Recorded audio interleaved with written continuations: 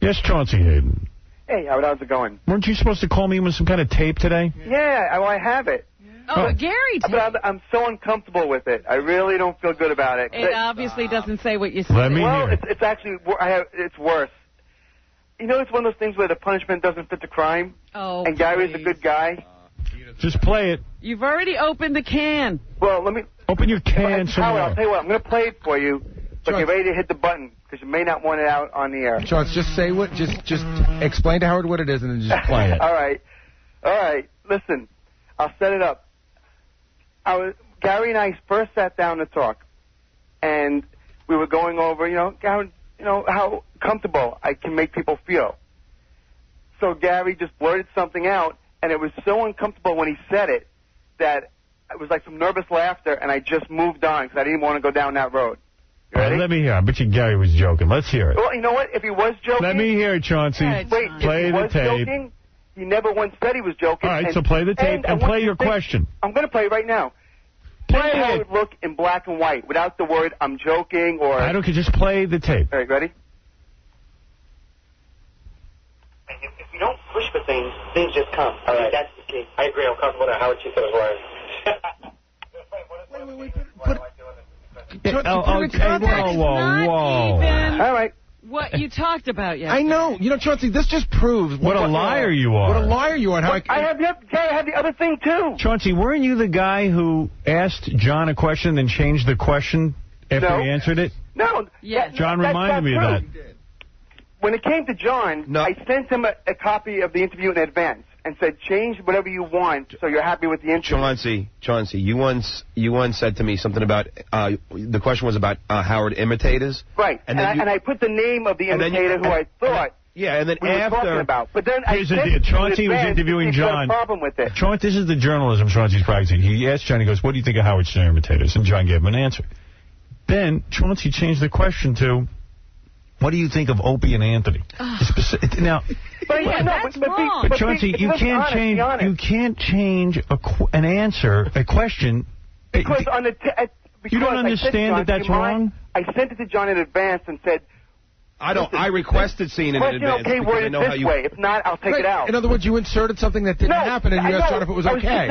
In advance, before it was printed. Don't you understand? But thank God he got to see it. Why would you change your question? Of course. Why would you change the question? Because I thought you wanted to create something that didn't exist. You had a problem with it, and I thought John had a problem with it. And I thought about it. I said, John, it's a problem because it's not true. Is it better? No, it's not true if you print it. It was never printed. It's not true if you make it up. Why would you just make stuff up? It's not making stuff up. Now, wait a second. The clip you just played me of Gary is so... Why don't you play the full thing? You quickly, rapidly push the sound down. No, I can play the whole thing. Play the whole thing. Howard, if you... It means nothing, this thing. Yeah. You hear Chauncey laugh after Gary says it. Go ahead. Print. If that was in black and white, would it mean something then? You're so... I'm going to tell you something else, Chauncey, about you that really shocks the hell out of me. What? Scores has been so good to you. I was thinking about this the other day. I'm not allowed in Scores. Scores has been so good to you. Yeah. And Lonnie rolls out the red carpet every goddamn time you walk in there. Not for 8 years. For 8 years. Then you come on the air and you start talking about the Penthouse Club and how great it is and how they got the private room and this and that and the other thing. It's like, man, you're just the most disloyal guy ever. Loyal? I'm the most loyal guy in the world. Play the Gary clip again, and let's hear it for real. Wait a second. Before you play it, I want to tell you how misdirected you are. We went through this 3 months ago when you told all of us that Leah Remini was hitting on you. Right. And you played the tape, and it was so obvious that she was joking. Well, you know what, Gary? A lot of people don't agree with that. Yeah. Okay, let's hear it. Play it.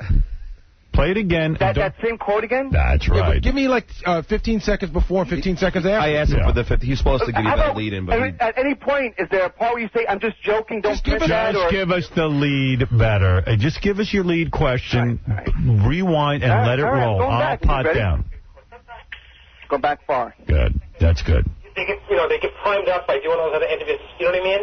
Could be. It could be. It depends. Sometimes they get caught. Sometimes they... You know what I think it is? I think I become very friendly with them. I make them comfortable. And then their guard is let down. That's the whole point. If you don't push for things, things just come. All right. That's the key. I agree. I'm comfortable with Howard Chief as well. You know, it's funny. One of the main reasons why I like doing this. No, I'm just joking. Or why do you cut it off? Why do you cut That's so not cut off. obvious. There's nervous laughter, and then we go on with the interview. There's no cut Do you off. think he's really saying I cheat on my wife? And you wouldn't follow up on that? No, of course not, because I'm loyal to Howard. Because you know he's joking. Crazy, man. Because you know he's clearly joking. I'm comfortable. You're talking about how comfortable you make everyone. He goes, yeah, okay, Howard cheats on his wife. Ha, ha, ha. You know. No, I'm the one laughing, not Gary. Whatever. Such an asshole. Chaunce, Like he wanted to give you information and you decided not to take it. You're crazy. You know what? I wish if I put that in print, it would have been a whole different Chauncey, story. this is really good that you came on the air today because now everybody can see how horrible that you are, and now all the stuff that you horrible, Gary. What do you mean horrible? That didn't even make it into the interview. Because there's nothing there. If it would have, you don't even have the guy's reacting to what you say. Hey, I'm really good at making people comfortable, and they tell me things, and then Gary goes, okay, I'm real comfortable. Howard cheats on his wife. It's such a You know how joke. scary his perception is, Howard. This is what... now I don't believe any interview he does. Chauncey, you're lucky it didn't make it into the interview. I can't believe you think that that's a real statement. If it made it in, I don't think it's a real statement. Of course you don't. I don't think it's a real statement, but you know what? A sleazy journalist would take that and be the headline of the Inquirer. You mean sleazy somebody journalist. like you? Because Gary never says I'm joking. You know, first of all, you have to understand how bad the industry is, and someone could take a quote like that and how they could twist it. But the point is that I'm trusting you because if we think we know you, Of course I'm you're a trusting moron. me, because you can trust me, which is contradicting what Howard just said. Here's the deal. Lose my email address. Don't ever call me again. You want to get booked on the show? Call Casey. All right? You got it? I tell you what, you shouldn't talk to him because if he's going to think that's a real statement. Oh, come on. You know what? Kills you me? got to be insane. You know what kills me? That you can dish it out, but you can't take it. I goof on you. You want to goof on me. You want to make fun of my teeth. You want to say I'm a crappy producer, have a party. I don't make up lies about you. That's not a lie. That thing on your back is that thing on your back. It's not a lie. You know what? Chauncey, this you're a bully. wasn't When you can dish it out, but you can't take it, you're a bully. It's not the same. You're making up a lie about me that doesn't exist. I'm just playing a tape. That's not a lie. But you're telling Howard that I said it. Gary, I'm not telling Howard anything. I'm saying I agree. It is clear I'm that sure the guy. You weren't kidding. It's clear that the guy is saying, "Oh wow, Chauncey, you make me." And then he, as a goof, he blurts out, "Howard cheats. Howard's a drug addict." Of course, but I'm saying. And if you ever thought that was true, you would have. Could use that. Oh, this is so stupid. You know, Howard, hold on, wait. Stop. This wasn't He's changing his story. He said yesterday. Now play us this is not the tape he was supposed to do. Hold on, I'll play what I said yesterday. Go ahead. It's a tough room today. Hey, Howard, you know what's weird? I'll just assume that most people can see through that. Off the air when I was talking to him, like, he was like, no, Gary really meant it. I did not say that, John. What are you nuts? You lie from second to second. What about lying? Go ahead. Play the thing you're supposed to play. Early in the morning. All right, ready? Yeah. Okay. I'm the only one that knows how to do it.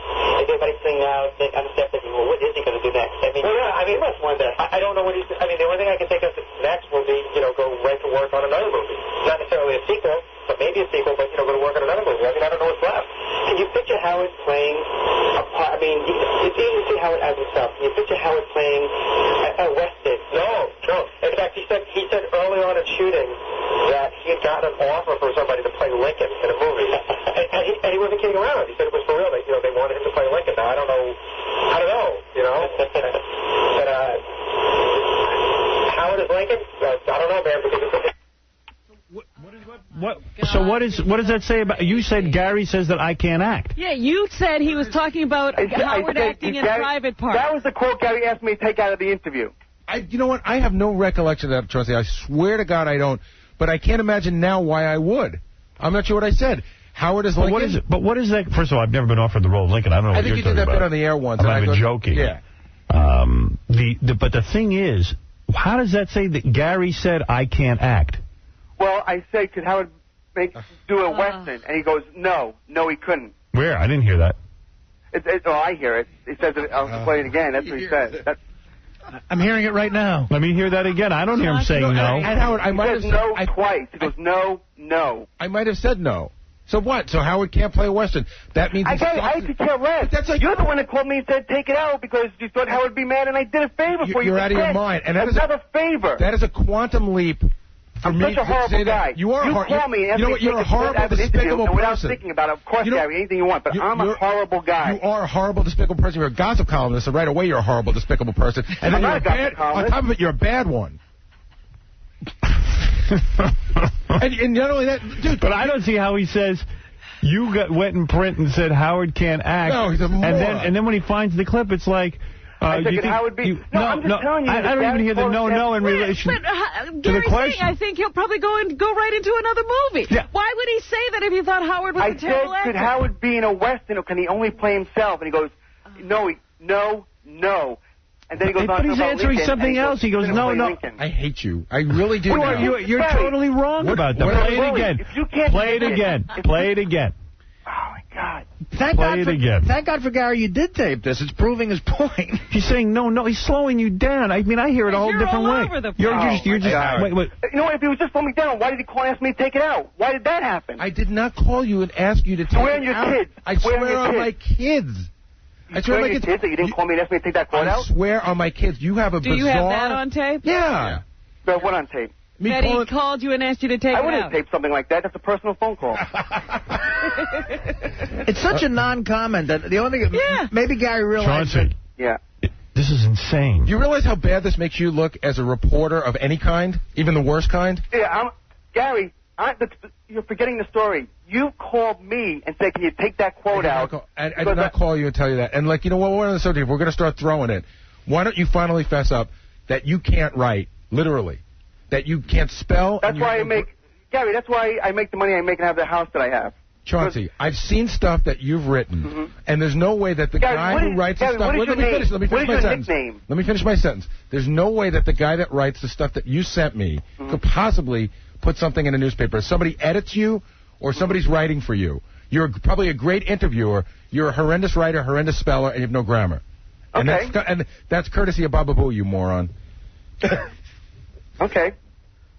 Right. I make a nice living. What do you want me to say? You do great. Congratulations. You put it all together, but you're not a writer. Okay. I'm a celebrity interviewer. I'm sorry that you don't enjoy my writing. What can I tell you? You're a great celebrity interviewer. Thank you. You can't write. You're almost... I mean, I'd say you're good for 2 mistakes a paragraph when you write something. You saying he's illiterate? I don't know that he's illiterate. I mean, he can get a point across. Can he read? I mean, even the thing on his back is misquoted. Well, this whole thing started yesterday because he got Maureen Stapleton confused with Gene Stapleton. Right. And he said Bernie Kopell was Bernie Kopel. And I'm just saying and Gary, you know what? And then you had to come in and you had to try and discredit me and embarrass me. No, I just said that for a guy who knows pop culture. But Chauncey, your tape doesn't really support your argument. You make up lies. I just say. Gary, what was the lie? The lie was that I said Howard. First of all, you said Howard cheats on his wife. I mean, that's within the text of you saying how great you get everyone to loosen up, and Gary making a joke, and you're going to take that for real. And your point is that other people would say that was real. Allow me to say a sentence. The point of that if you go in the paper and say Howard cheats on his wife, that's libelous unless you've got a direct quote from someone. And Gary's quote would not hold up in court. I would have sued you, and I'd be the president stepping out and I'm telling you that people would take that quote and they would probably use it because you never said you were joking. Chauncey, I left it out of the interview because I thought it was... You're right. There's a reason you didn't use it, and it's not your loyalty to Howard, so don't kiss that ass. It's a lawsuit. Yeah, and if you thought it was serious, you're a horrible interviewer, because why would you think it was serious? Why would you follow up on it? I didn't want to even talk about it. It was just a weird thing. When I went back and listened to the interview, Gary just claimed that I cheated on my wife, so wouldn't you say, well, how do you know this? I wouldn't discuss it. No, because it was you obviously knew he wasn't saying the truth. I know, but I'm telling you it was in print. I got to go. He's all over the place. I got to go, dude. How scary is it that he really, said this and believed that... He believes that Gary said I'm a bad actor, and there's no supporting evidence of that. Imagine that. It discredits everyone. I knew once you produced the tape, there wouldn't be that on there. And why did Gary ask me to take it out of the tape? I did not. He says he didn't. You're the only one who remembers that. Gary, and we can see we can't trust your recollection. Chauncey, I swear on my children, I don't know that I did. And in hearing it again, I don't know why I would. Well, Gary, I'm not lying. In fact, if you read the interview from that, you'll notice that whole question is gone. Why is it gone? Because you asked me to take it out. If you transcribe everything we said, you'll notice a lot of things are gone because there are boring parts of an interview. Because I try and make you look good. Because I always try to make you look good. Yes, Larry, you're on the air. Oh, yeah, I got rid of him. Let's go to... He's a band. He's an idiot. Let's go to... Where the hell was I? Bean. Bean, go ahead.